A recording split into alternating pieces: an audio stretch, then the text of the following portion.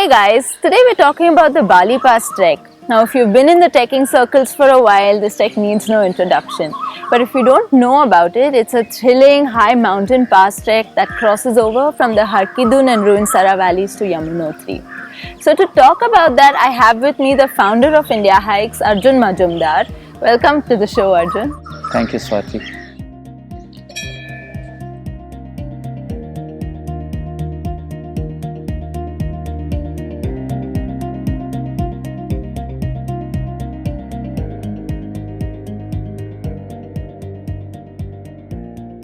So Arjun, this Bali Pass has a very grand aura about it and a lot of trekkers are excited about it. So what is all this hype about? See, Bali Pass has always been one of those treks which any trekker wants to do. So now that it's out there and people can do this trek, I can understand the hype. But you know what, Bali Pass is one of those few treks. It's at 16,200 feet. And it's a high snow adventure. You have to cross from one side and go over to the Yamunotri side. It's a terrific pass crossing. And the pass itself, getting to the pass, the snow ridges that you take, I've never seen it on any other trek. Especially when you're walking on the snow ridges and then climbing up to the pass. That's a feeling which does not come on any pass crossing trek that you have ever done. So naturally, trekkers are looking forward to doing that. Getting down on the other side, the steep descent that you have, a terrific, the 360-degree views of Bandarpuch ranges, Bandarpuch 1, 2, Swargarohini right behind you, and right you can see it in very big prominence. So all this makes that aura of standing on Bali Pass. It's not Bali Pass, for many it's like Bali Summit, but the aura is very high. Now you leave that. That pass crossing is, everybody knows, everybody's looking forward to the pass crossing.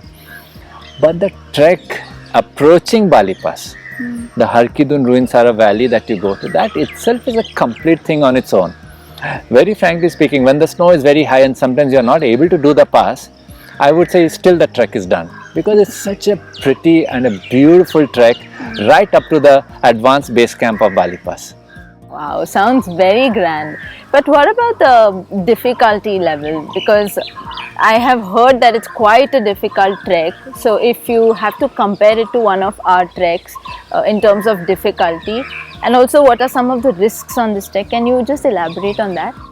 See, Bali Pass climbs to 16,200 feet. Any trek which climbs to 16,000 and above has difficulty built into it right there.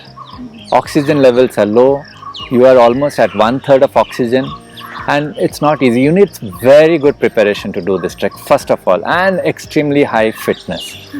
Then comes the difficulty bit of it. See, when you're at the pass and you have to get on the other side, the Yamunotri side, there is a tricky section. There is a very narrow tricky section, 100-150 meters, but it has precipice on both sides. And it can scare anybody if you have not done treks before. So I wouldn't really want people who have never done any treks before to even approach Bali Pass. No, it's not meant for them. If you have done treks before and you're used to walking on snow lines, ridge lines, and you're able to look down and not get the scare that comes with it, then you must do Bali Pass. I'm not saying it's dangerous, but it is tricky, and we will sometimes need to rope up at that section.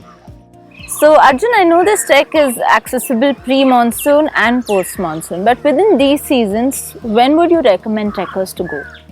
See, because Bali Pass climbs to 16,200 feet, the window to do this trek is very narrow. The best time to do this trek would be the month of June, and from the middle of September until the first or the second week of October.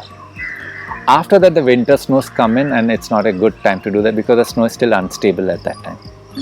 Prior to June, I know a lot of trekkers go in the month of middle of May onwards to the first week of June, but I would still say, even if you have to go a little early, maybe the last week of May, you can take it at that time.